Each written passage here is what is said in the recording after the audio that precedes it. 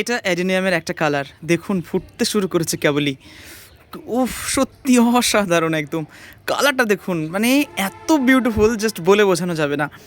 এর চারিদিকে রয়েছে গাঢ় কালো ব্ল্যাকিশ টাইপ, একদম ব্ল্যাক। আর তারপরে ধীরে ধীরে কালার গ্রাডিয়েন্টটা কেমনভাবে চলে যাচ্ছে।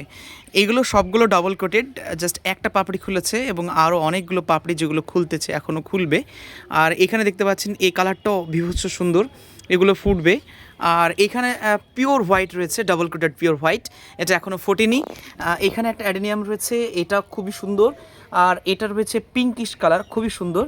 আর এইখানে একটা অ্যাডেনিয়াম দীর্ঘদিন ধরে ফুটে আছে, 2-3 দিন হলো। এইটাও একটা দারুণ কালারের অ্যাডেনিয়াম এবং এর অনেকগুলো কলি ফুটেছে, দেখতে পাচ্ছেন।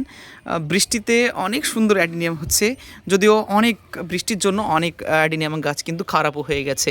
তো এই মুহূর্তে আমার কাছে 6 কালেকশনের অ্যাডেনিয়াম আছে।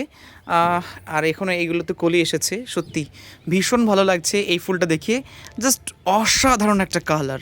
সত্যি কি অপূর্ব লাগছে, বলে বোঝানো যাবে না।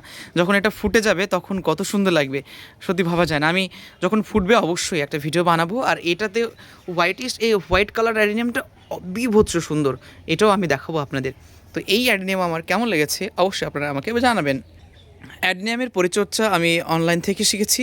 মূলত অ্যাডেনিয়াম গাছ বিশেষ করে কলার পাতা পচা এবং কলার খোসা পচা, মানে সরি পাতা না, খোসা পচা এবং কলা পচা, এই যে মাটি আছে এই মাটিতে আমি দিয়েছি এবং খুব ভালো মাপের অ্যাডেনিয়াম হয়েছে। এবং এই মাটি যদি কোনো রকম সমস্যা হয় তাহলে মাটি চেঞ্জ করতে হবে।